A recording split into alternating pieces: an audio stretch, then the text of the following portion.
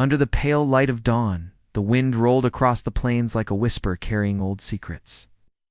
The wooden cabin stood silent at the edge of the valley, half hidden by the tall pines and a thin curtain of mist. Inside, a woman stirred the embers in the hearth, trying to warm her trembling hands. Her life had long been quiet, almost forgotten by the world. Yet that morning, something in the air felt different, heavier, as if the land itself was holding its breath. She had grown used to the loneliness that followed her like a shadow. Years had passed since she had come to live among these rugged hills, far from the noise of towns and the cruelty of people who had once called her kin. The cabin was her refuge, and the forest her only company. The silence, once a comfort, had lately begun to sound like a warning. Even the birds seemed reluctant to sing that morning. Then came the sound. 3 soft knocks at the door. At first she thought she imagined it. Nobody came this far out. No one ever had reason to. But the knocks came again, steady and small. Her breath caught as she moved toward the door, her fingers brushing against the wood before she dared to pull it open. Standing there were 3 children, dark-haired, barefoot, their faces marked by dust and weariness. Apache children. They didn't speak. They only looked up at her with wide, uncertain eyes, clutching one another as if the wind might tear them apart if they let go. She felt her heart pound with confusion. She knew of the Apache herd stories of their courage, their pride, and the grief they carried from losing so much to a world that never understood them. But why were their children here, on her doorstep, with no one else in sight? "Are you lost?" she asked softly, her voice trembling. The smallest child stepped forward, holding out a bundle wrapped in worn cloth. Inside were bits of cornmeal, a carved wooden figure, and a small piece of turquoise on a leather cord. She stared at it, unsure what to make of such a gift. None of them answered her question. They only stood, their faces calm yet full of something ancient, something that told her they had come not by chance but by purpose. She invited them inside, hesitating only for a moment. The children obeyed without a word, settling near the warmth of the fire. Their silence filled the cabin, heavier than any storm. When she asked their names, they only looked toward the window, as though waiting for someone. The day stretched slow and uneasy. She fed them what little bread she had, and they ate quietly, their eyes never wandering far from the door. The woman felt the weight of something unknown pressing at her chest. Were they in danger? Had something happened to their tribe? Every sound from the woods, the crack of a branch, the rustle of leaves, made her heart jump. As the sun dipped behind the mountains, a storm began to form. The sky turned the color of iron, and wind swept through the valley like a restless spirit. She closed the shutters, keeping the children close, trying to calm them with gentle words. Yet they seemed unafraid, as though they were waiting for the storm itself to pass judgment. When night fell, one of the older children finally spoke. His voice was low, barely more than a whisper. "He will come." She froze. "Who?" The child didn't answer. He simply stared into the fire, his expression unreadable. Long after the children had fallen asleep, she sat by the window, staring into the dark woods. The rain came hard, drumming against the roof, washing away the tracks that led to her cabin. Somewhere in that blackness, she thought she saw a movement of figure standing still among the trees. But when she looked again, there was nothing. The hours passed in silence, and her mind turned restless. Memories she had buried began to stir faces she tried to forget. The cruelty of her past, and the nights she had prayed for deliverance. She had found peace here, or so she thought. But the arrival of those children had awakened something she didn't understand. It felt as though fate had drawn a line between her life of solitude and a story that wasn't finished. At dawn, she opened the door to a valley washed clean by rain. The air was sharp, filled with the scent of wet pine. The children still slept soundly, wrapped in old blankets near the hearth. She stepped outside, her boots sinking slightly into the soft earth. And there, at the edge of the clearing, stood a man. He was tall, broad-shouldered, his dark hair tied back with leather. The sunlight caught the beads and turquoise that hung across his chest. He didn't move, only watched her with eyes that carried both strength and sorrow. She felt an unspoken power in his presence, the kind that came from a life carved by both war and loss. For a moment, she couldn't speak. Everything in her told her to retreat, to close the door, to keep her quiet world untouched. But something about him felt familiar, though she couldn't explain why. He raised his hand slightly, not in threat, but in acknowledgement. "You took them in," he said quietly. His voice was deep, steady, carrying the weight of many winters. She nodded, unsure what else to do. "They came on their own. I didn't know what to think. They came because they were meant to," he replied. She felt a chill run through her, not from fear, but from the certainty in his tone. The man stepped closer, the ground silent beneath his moccasins. "They belong to my people. I'm their guardian." Her eyes flicked toward the children through the open doorway. "Then take them. They've been waiting for you." He looked past her, his expression softening as he saw them asleep. But he didn't move forward. Instead, his gaze returned to her. "You cared for them when others would have turned them away. That carries meaning among my kind." She didn't understand his words, yet something in them stirred a strange warmth in her chest. The silence between them stretched long, broken only by the wind brushing through the trees. Finally he said, "You live alone. Why?" Her throat tightened. "'Cause it's quieter that way." He studied her face as though searching for the truth behind her answer. Then he spoke again, his voice lower this time. "Quiet does not mean peace. Sometimes it means fear that forgot how to leave." She turned away, unwilling to meet his eyes. The truth of his words stung more than she wanted to admit. "I will return tomorrow," he said finally. "There are things to be spoken." The children's coming was not by chance. Before she could ask what he meant, he stepped back toward the woods. The mist began to swallow him, his figure fading into the gray. She stood there long after he was gone, the air heavy with questions she couldn't name.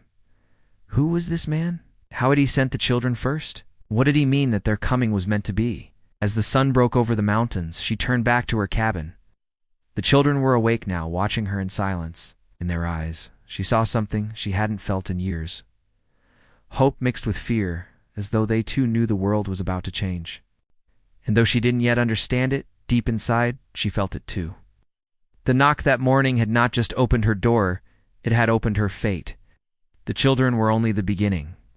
Tomorrow, when the warrior returned, everything she thought she knew about her life, her past, and her heart would never be the same again. The sun crept higher above the pines, stretching light across the valley that had been drenched by the storm. Smoke rose from the cabin's chimney, twisting into the still air. The woman moved quietly, her hands busy at the table as the three Apache children watched her in silence. They had eaten little, yet their eyes followed her every move, as if trying to understand something beyond the words she spoke. There was gentleness in her voice, though it carried a weight that came from years of being unheard. Her life before the cabin had been one of noise arguments. Judgment and the kind of cruelty that left no visible scars yet broke something inside. Oh. The people she once called family had turned against her when she refused to follow their ways. She had chosen to leave rather than let bitterness become her home. Out here among the trees and the wind, she had found a kind of quiet that felt like survival. But now, with these children sleeping under her roof and a stranger's promise echoing in her mind, that fragile peace began to tremble. She watched the smallest girl, who sat near the hearth, tracing shapes in the ashes with her finger. The child had eyes like dark pools of river water, deep and unreadable. "Do you remember your home?" the woman asked softly. The girl looked up but didn't answer. She only stared toward the window, where the forest waited in silence. It was as if her thoughts belonged to something far older than her years. Outside, the valley carried a heavy quiet. Every sound seemed sharper: the chirp of a bird, the rustle of branches, even the slow creak of the wooden boards beneath her feet. The woman found herself stepping to the door every few minutes, scanning the tree line, expecting to see that same tall figure emerge from the mist. He had said he would return. She didn't know why that thought both frightened and comforted her. As the day wore on, the children began to move around the cabin, exploring with cautious curiosity. The eldest boy found her small shelf of books, running his fingers along their worn spines. He stopped at one and turned it over in his hands. "You read these?" he asked quietly. His voice was soft, accented, as if shaped by another language. "I do," she said, smiling faintly. "When the nights are long?" He nodded, still studying the book. "My father said words can trap memories." Like fire caught in a jar, his words lingered in her mind. "Your father must have been a wise man." The boy didn't respond. His expression grew distant, and she understood then that whatever had brought them to her door had taken more than a home from them. There was grief behind their silence, something unspoken and sacred. By late afternoon, the wind began to rise again, pushing clouds across the mountains. The woman gathered firewood, her thoughts tangled. Every sound of snapping twigs or shifting branches made her heart quicken. She couldn't shake the image of the warrior's eyes come, steady, yet full of something she couldn't name. There had been no threat in his voice, but a certainty that unsettled her. When he said the children's coming was not by chance, she felt the truth in it, even if she couldn't understand it. That night, after the children had drifted to sleep, she sat by the fire again. Shadows danced across the walls, and the flames flickered low. Her mind replayed every detail of that morning, the rain, the footprints outside, the way the man's words seemed to carry the echo of something larger than himself. She didn't know why he had looked at her that way, as if he recognized something in her she had long forgotten. As the hours passed, she thought back to the life she had left behind. She had once been part of a settlement not far from the river, where people talked more than they listened and judged faster than they forgave. She had seen men take from the land without care, seen women's spirits wear down like stones in a river. When she had spoken up, when she refused to stay silent about what she saw, they had turned against her. She remembered the shouting, the pointing, the cold stares. It was easier to disappear than to fight what could not be changed. Now, years later, she found herself entangled in a story she didn't ask for. The world had a strange way of circling back when one tried too hard to escape it. Just before dawn, she heard movement outside. Not the soft tread of an animal, but the deliberate step of a man. Her pulse quickened. She rose quietly, careful not to wake the children, and opened the door. The sky was still dark, the air damp and cold. He was there standing just beyond the edge of the clearing, as though he had never truly left. He approached slowly, his presence steady as the rising sun. "You did not sleep," he said. She shook her head. "I wasn't sure you would come back." "I said I would." He stopped a few paces from her door. In the faint light, she could see the faint scars along his arm, how the beads woven into his hair, the turquoise pendant at his chest, catching a hint of silver from the morning light. "You are not from here," he said, his tone more statement than question. "No," she replied. "I came from the valley beyond the ridge, years ago." He nodded as if he already knew. "You left your people." She hesitated. It was the only way to survive. The warrior's gaze softened. "Then you understand what it is to lose a place that once called you its own." They stood in silence. The space between them filled with the sound of the wind moving through the pines. "The children," she said at last. "They came to me frightened, hungry. Why didn't you come with them?" He looked toward the cabin. "They needed to see who you were before I did." "Oh." She frowned. "Why me?" "Because you are part of what is coming," he said simply. "You don't see it yet, but the land remembers. It called to you." His words left her breathless. "I don't understand."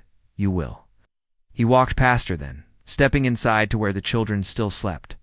The boy stirred, his eyes opening, calm and trusting. "You came back," he murmured.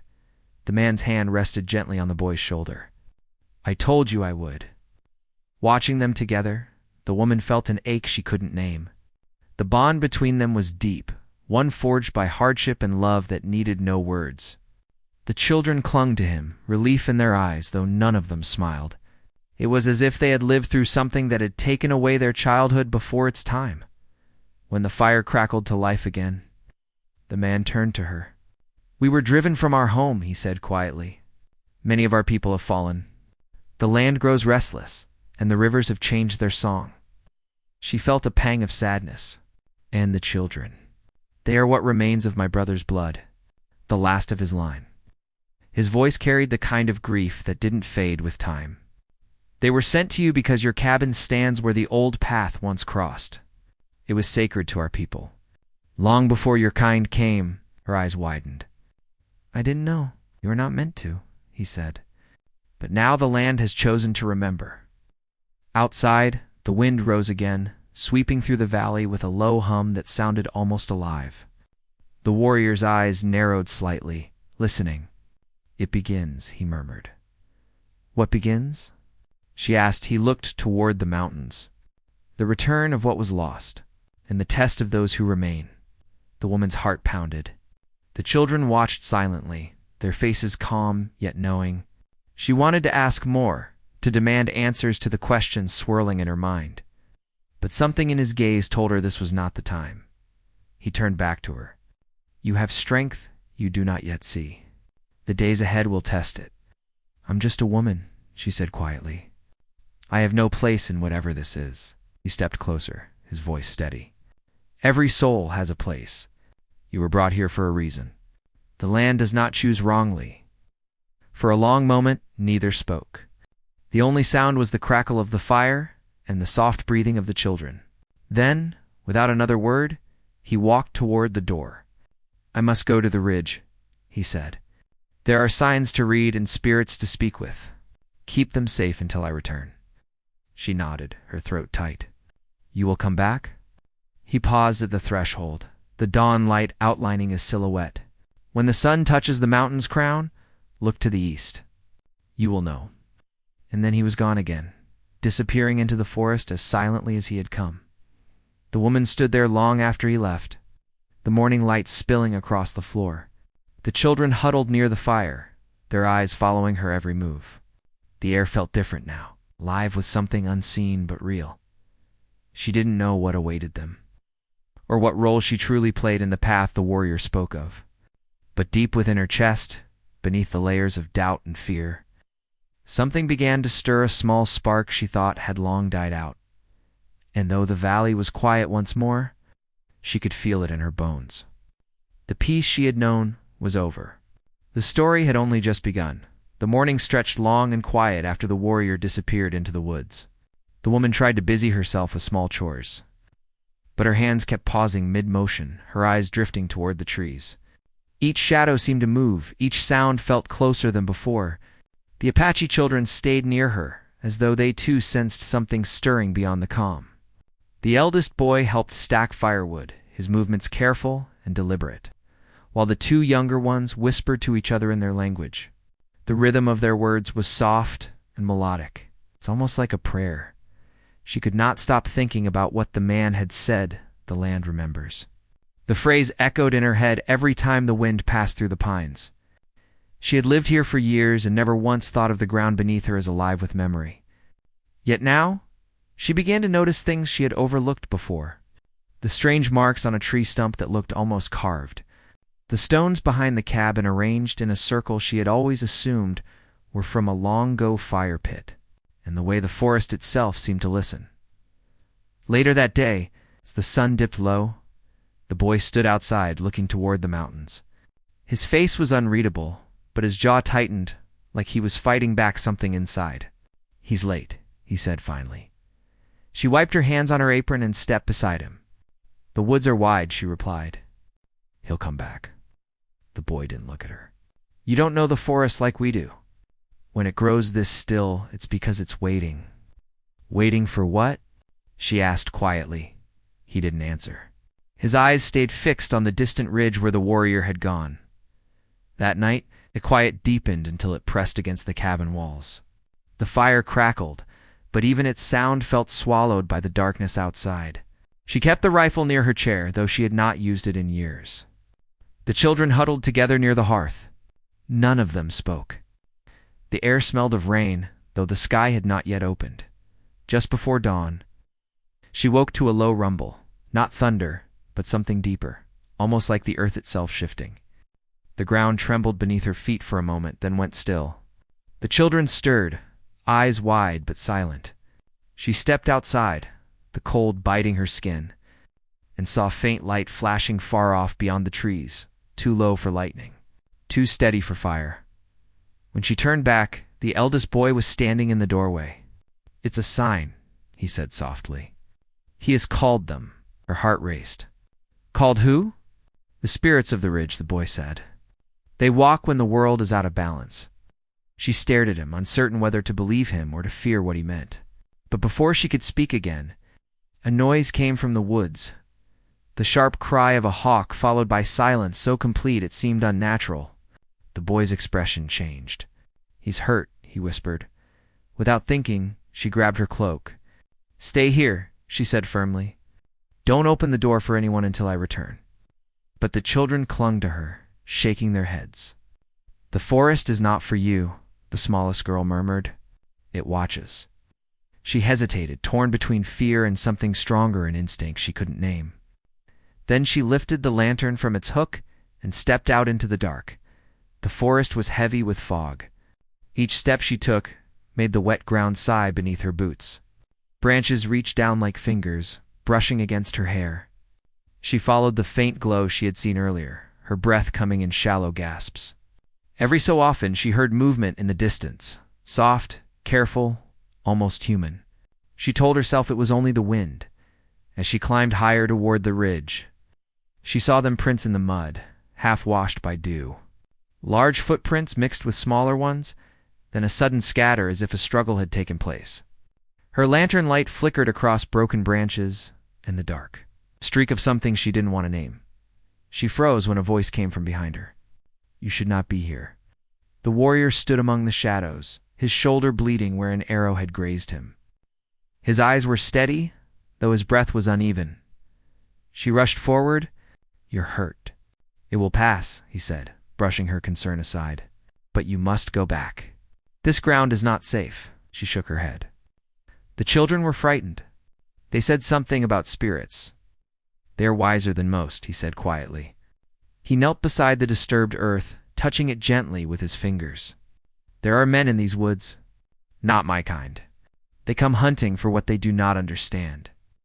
Her chest tightened. "You mean settlers?" He nodded. "They came with greed in their hands and fear in their hearts. They took from our lands and called it progress. But the land remembers, and it answers when wronged." He rose slowly, wincing as the wound on his arm bled anew. "They have followed us here. They believe the children carry something sacred, something they want to claim." The woman's pulse quickened. What could they possibly want from children? "Bloodline," he said simply. "The mark of their ancestors. My brother's blood carries what they fear and what they desire to control." The truth hit her like cold water. "That's why they came to my door," she whispered. "To hide." He nodded. "The land led them to you because your heart still listens." Most people forgot how. The sound of snapping twigs made them both turn. Through the fog, several lanterns flickered in the distance, men moving through the forest. Their voices muffled but angry. The warrior's hand went to the knife at his belt. "You must go," he said. "Take the children to the river's edge. There's a cave beyond the old oak. Wait there until I find you." "No," she said firmly. "You can barely stand." His eyes locked on hers. "You think I have not walked with pain before. Go, before they find you." She hesitated only a moment longer, then turned and ran back down the hill, her lantern swinging wildly. The forest seemed to close around her, roots catching her feet, branches pulling at her clothes. When she reached the clearing, the children were already waiting at the door, their faces pale and frightened. "He's alive," she told them breathlessly, "but we must leave."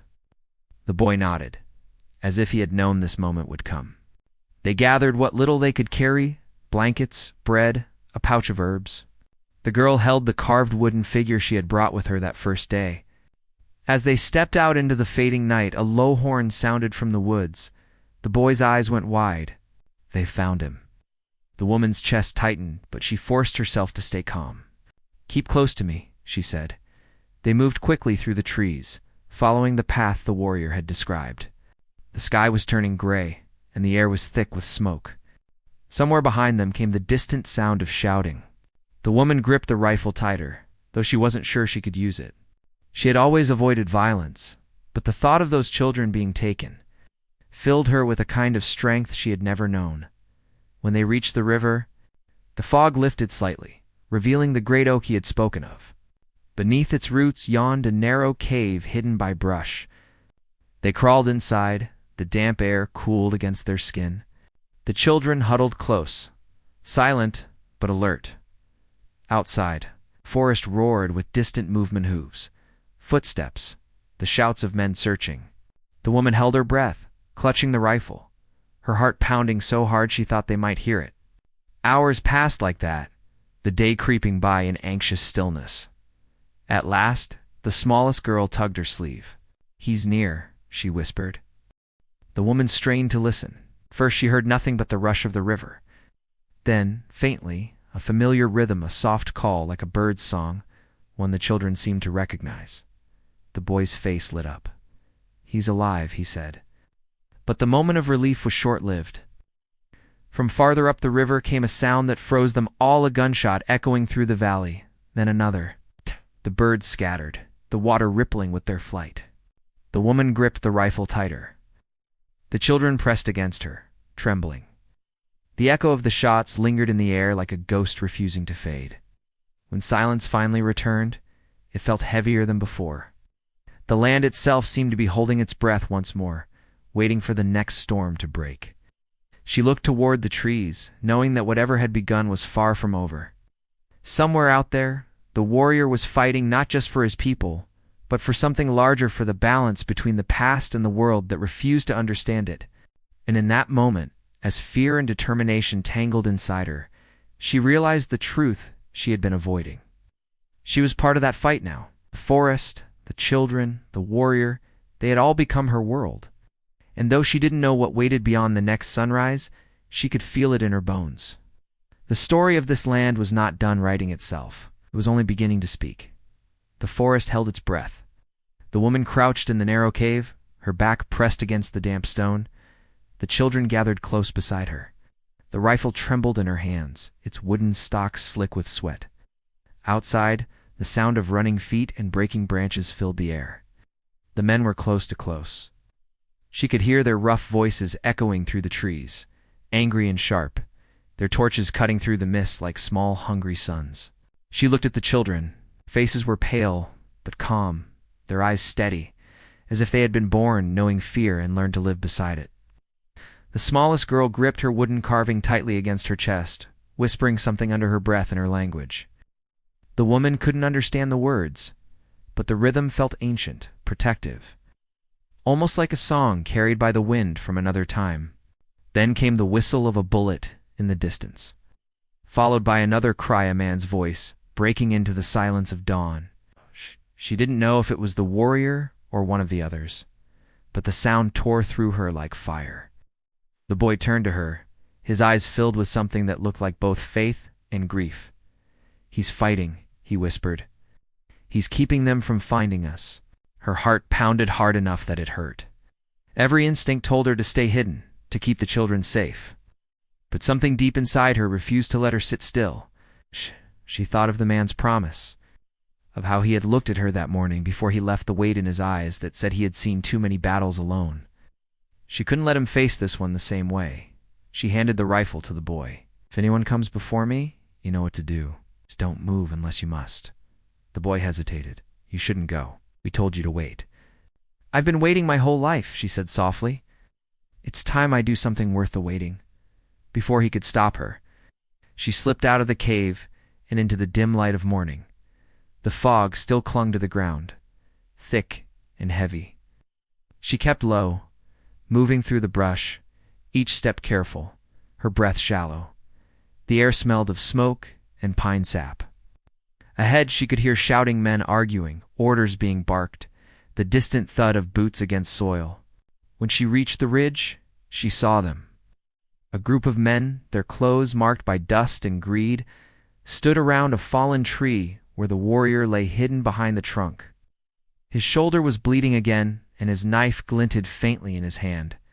They didn't see her yet. The men moved cautiously, rifles raised, their leader shouting something about the bounty, about gold buried beneath these cursed lands. She pressed her body against a boulder, her chest tight with panic. Every instinct screamed for her to run, but her feet wouldn't move, her eyes fixed on the warrior.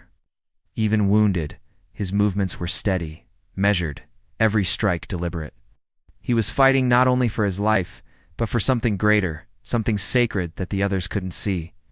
One of the men circled behind him. She saw the flash of metal, heard the faint click of a rifle being cocked. Without thinking, she grabbed a stone and threw it hard into the brush on the other side of the clearing. The sound snapped every head toward it.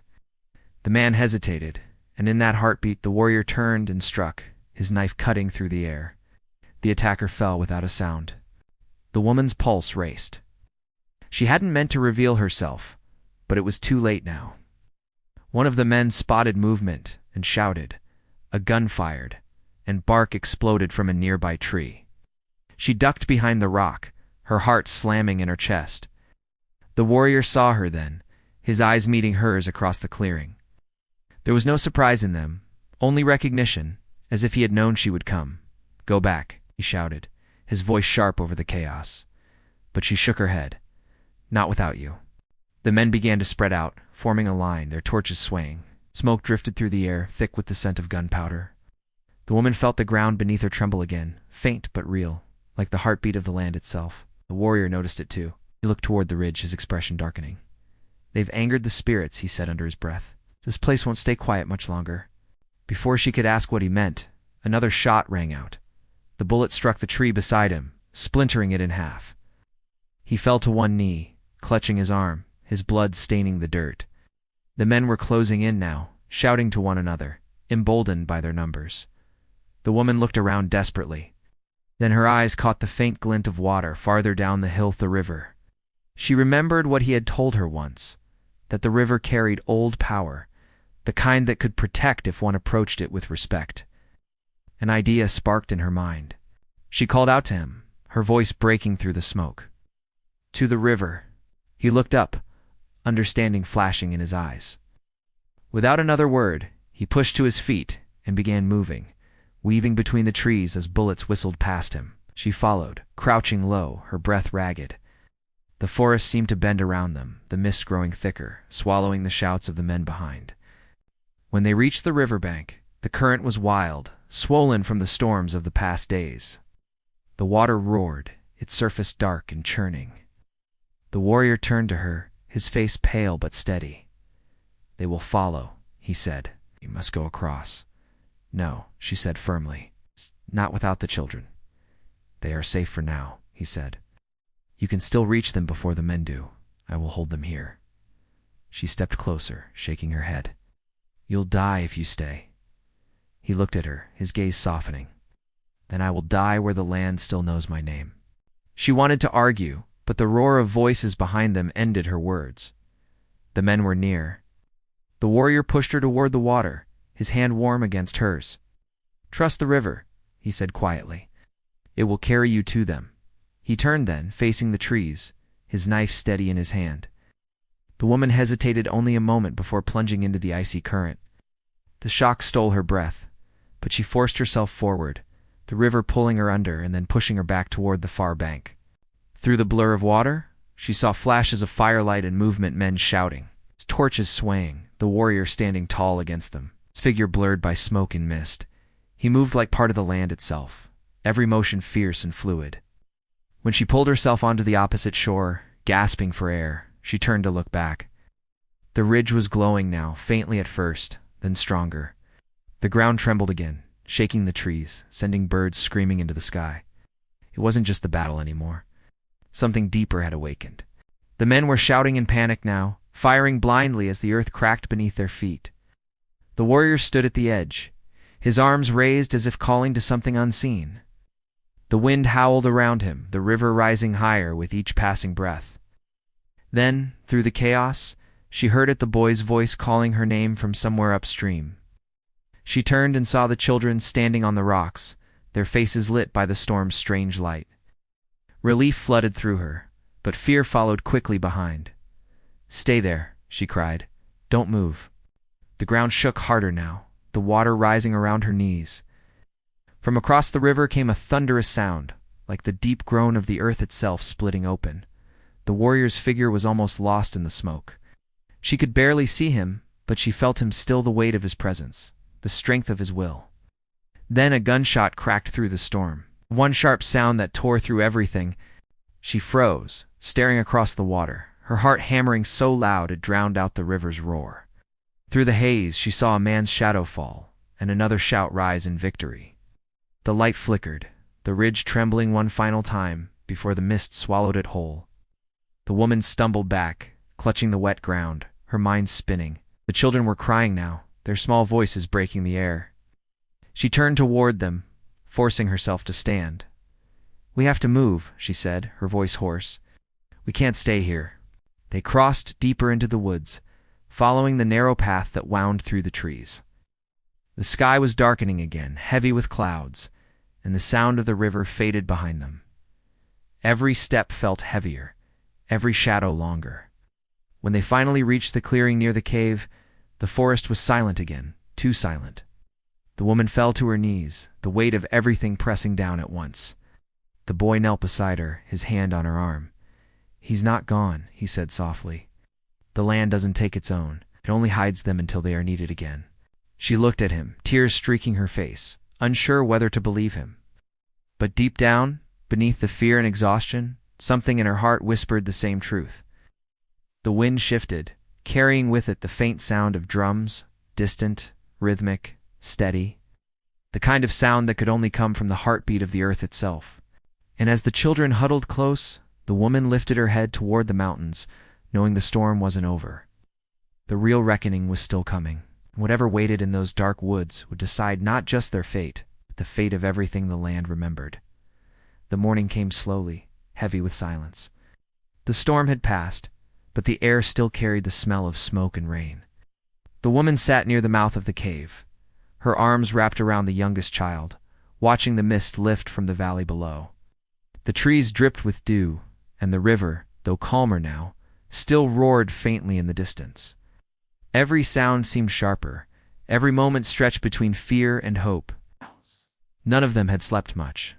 The boy had kept watch through the night, his eyes always scanning the ridge where they had last seen the warrior. Now he stood by the clearing, his small frame tense, as if listening for something only he could hear. The woman rose quietly and joined him. Sunlight broke through the clouds, washing the forest in gold. For the first time in days, she could see the mountains clearly, but the ridge was still. No smoke, no sound. No sign of him. "Do you think he's gone?" she asked softly. The boy didn't answer at first. He just looked toward the east where the sun touched the peaks. Then he said, "He's with the land now. When the earth remembers a man, it doesn't forget him."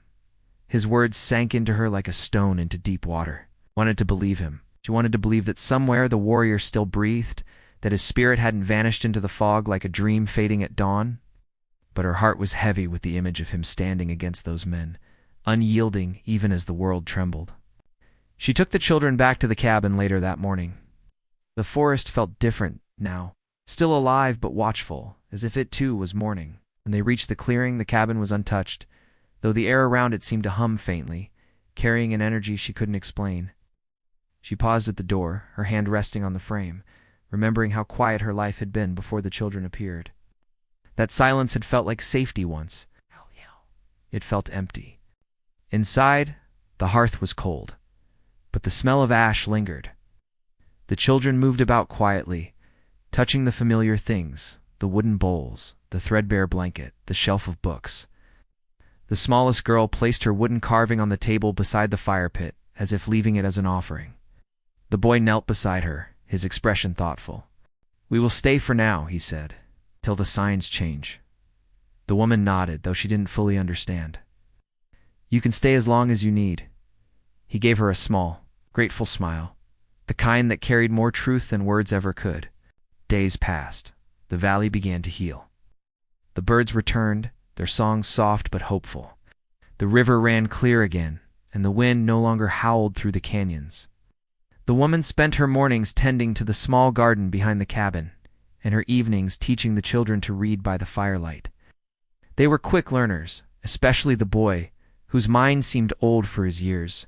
At night, when the children were asleep, she would sit outside beneath the stars, listening to the sounds of the forest. Sometimes she thought she heard footsteps among the trees or the faint whisper of a voice carried on the wind. Once she even swore she saw a figure standing at the edge of the clearing, a tall silhouette watching over them. But when she blinked, it was gone. She began to dream again, too. Dreams of the ridge, of the river, of the warrior's turquoise pendant, glowing like fire against the darkness. In some dreams he spoke to her, though she never remembered the words when she woke. Only the feeling lingered, the same calm strength that had once steadied her when everything else had fallen apart. One evening, weeks after the storm, the boy found her outside splitting wood. "He's near," he said simply. She froze, the axe still in her hands. How do you know? The land told me, he said, his voice sure. It's waking again. Something's changed. That night, the air was strangely warm for autumn. Oh. The wind stirred softly through the pines, carrying the scent of rain that wasn't there. The children gathered by the fire, while she read to them, but her mind was elsewhere. Caught between worry and wonder, when the flames burned low, she stepped outside for air, and there he was. Standing near the edge of the clearing, half-shadowed by the trees, his presence as calm as the still water of dawn. He looked thinner, the marks of battle still visible on his arm, but his eyes were alive. For a moment, neither of them spoke. The world seemed to pause around them, the forest holding its breath. "You're alive," she whispered. He nodded once. "The land carried me. It was not my time." Her heart swelled, but she stayed still, afraid that moving might break the moment. "He thought you were gone." "I was close," he said quietly. "But the river remembers those who honor it." The children rushed out then, their faces lighting with joy. The warrior knelt to greet them, his expression softening as the smallest girl pressed her carving into his hand. He looked down at it for a long moment, then tied it around his neck with a strip of leather. "This kept me safe," he said. The woman watched, her chest tight. "They missed you," she said. He rose to his feet, meeting her eyes. "And you?" She hesitated. "I didn't think I would see you again. You weren't meant to," he said, a faint smile touching his lips. But the land had other plans. They sat by the fire that night, sharing what little food they had left. He told them of the battle on the ridge, how the earth itself had turned against those who sought to take what wasn't theirs. The land had swallowed the greed and left silence in its place. The settlers had fled, and the mountains had closed their paths. It was over for now. When the fire burned low, he spoke to her alone. "You've done what few would. You sheltered what the world tried to erase." "I only did what anyone should have done," she replied. He shook his head. "No. Most turn away from what they fear, but you faced it." She looked into the fire, its glow reflected in her eyes. "I was afraid," she admitted. "But I couldn't let them face it alone." He nodded, a trace of admiration in his gaze. "The land called you for a reason, saw your heart before you did." They sat in silence for a while, the crackle of the fire filling the space between them. Then he said, "The children belong with my people, but the mountains are far. When the snows come, they cannot travel. Then they'll stay here until spring," she said. "They have a home now." The warrior smiled faintly. "You've given them more than a home. You've given them hope." For a long time after that, they stayed in quiet company. The children played among the trees, laughter returning to their voices. The woman tended to the land as if it were a living thing, and the warrior helped repair the roof, his hands steady and patient. Life began to settle again, not as it had been before, but as something new, something born of both sorrow and strength. When spring finally came, the valley was in full bloom.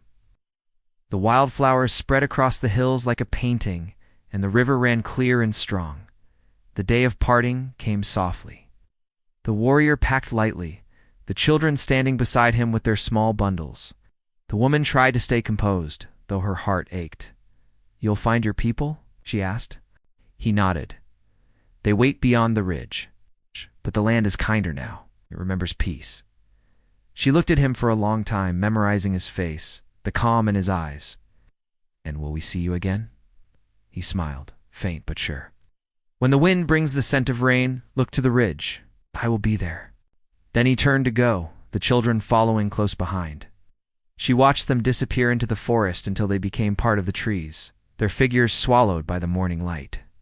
The sound of the river filled the silence that followed, deep and steady like a heartbeat. That evening, she stood outside the cabin, looking toward the mountains. The sky was painted in shades of gold and rose, the kind of beauty that only came after a storm. The land was quiet, but not empty. She could feel it breathing around her, alive, aware. For the first time in her life, she didn't feel alone. The past had found its rest, and the land, in all its mystery and memory, had accepted her as its own. As the wind moved through the pines, she thought she heard a voice low, steady, and familiar. She closed her eyes and smiled, knowing it wasn't her imagination. The Apache warrior had kept his promise. The land had remembered them both. And though the world beyond the valley would never know their story, the earth beneath her feet would never forget it.